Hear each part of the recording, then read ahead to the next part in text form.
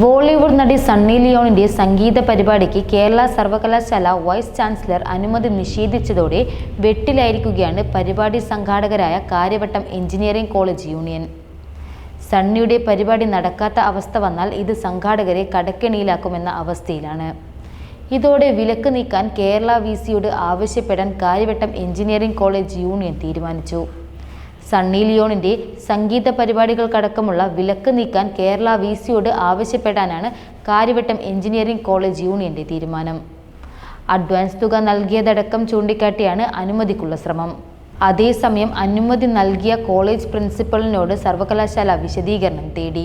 July 5-നാണ് Karyavattom university കോളേജിൽ സണ്ണി ലിയോണിന്റെ സംഗീത നൃത്ത പരിപാടി നടത്താൻ തീരുമാനിച്ചിരുന്നത്. പുറത്തുനിന്ന് ആളുകളുടെ പരിപാടിക്ക് സർക്കാർ വിലക്കുള്ളതിനാൽ VC അനുമതി നിഷേധിച്ചിരുന്നു. 20 ലക്ഷത്തോളം രൂപയാണ് ഇതിനകം കോളേജ് യൂണിയൻ സണ്ണി ലിയോണിന് അഡ്വാൻസായി നൽകിയത്. പരിപാടികൾക്കായി വിദ്യാർത്ഥികളിൽ നിന്നടക്കം ഇതുവരെ പിരിച്ചത് 1 കോടി രൂപയോളമാണ്.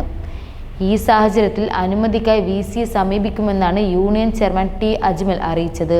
7 ദിവസം നീളുന്ന വാർഷികാഘോഷമാണ് തീരുമാനിച്ചിരുന്നത്. ഈ കാര്യം സർവകലാശാലയെ അറിയിച്ചിരുന്നുവെന്നാണ് യൂണിയന്റെ വിശദീകരണം.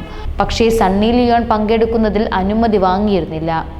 വേണ്ട സുരക്ഷ ഒരുക്കാം എന്നാണ് യൂണിയന്റെ വാഗ്ദാനം.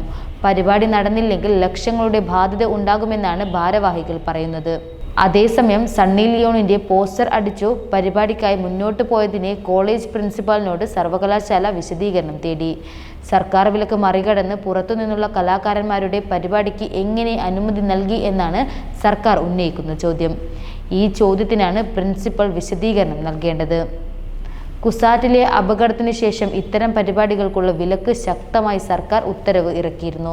കുസാറ്റിലെ ടെക് ഫെസ്റ്റിനിടെ നടന്ന അപകടത്തിൽ 4 പേർ മരിച്ചിരുന്നു. ബോളിവുഡ് ഗായിക നികിത ഗാന്ധിയുടെ ഗാനമേളയ്ക്കിടെ ഉണ്ടായ തിക്കിലും തിരക്കിലും പെട്ടാണ് 4 പേർ മരിച്ചത്. അതേസമയം കൊട്ടേഷ് ഗ്യാങ് എന്ന ചിത്രത്തിന്റെ ഷൂട്ടിംഗ് തിരക്കുകളിലാണ് സണ്ണി ലിയോൺ ഇപ്പോൾ. തെലുങ്ക്, കന്നഡ, ഹിന്ദി, തമിഴ്, മലയാളം ഭാഷകളിൽ ഒരുങ്ങുന്ന ചിത്രത്തിൽ പ്രിയാമണി, ജാക്കി ഷറഫ്, സാറ അർജുൻ തുടങ്ങിയവരാണ് മറ്റ് താരങ്ങൾ. ചിത്രത്തിൽ തികച്ചും വ്യത്യസ്ത വേഷത്തിലാണ് സണ്ണി എത്തുന്നത്. ചിത്രത്തിന്റെ ഷൂട്ടിംഗ് ലൊക്കേഷനിൽ നിന്നുള്ള വീഡിയോ താരം പോസ്റ്റ് ചെയ്തിരുന്നു. നീണ്ട തലമുടിയും പാവാടയും ഷർട്ടും ധരിച്ച് മൂക്കൂത്തിയും വട്ടപ്പൊട്ടും വെച്ചുള്ള ലുക്കിലായിരുന്നു സണ്ണി ലിയോൺ പ്രത്യക്ഷപ്പെട്ടത്. എന്നാൽ ജൂലൈ 5-ന് കാര്യവട്ടം യൂണിവേഴ്സിറ്റി കോളേജിൽ സണ്ണി ലിയോണിന്റെ സംഗീത നൃത്ത പരിപാടിക്ക് അനുമതി ഇതുവരെ ലഭിച്ചിട്ടില്ല. 7 ദിവസം നീളുന്ന പരിപാടിയാണ് കോളേജ് യൂണിയൻ തീരുമാനിച്ചിരുന്നത്. ഇതിനുള്ള എല്ലാ തയ്യാറെടുപ്പുകളും കഴിഞ്ഞിരുന്നു.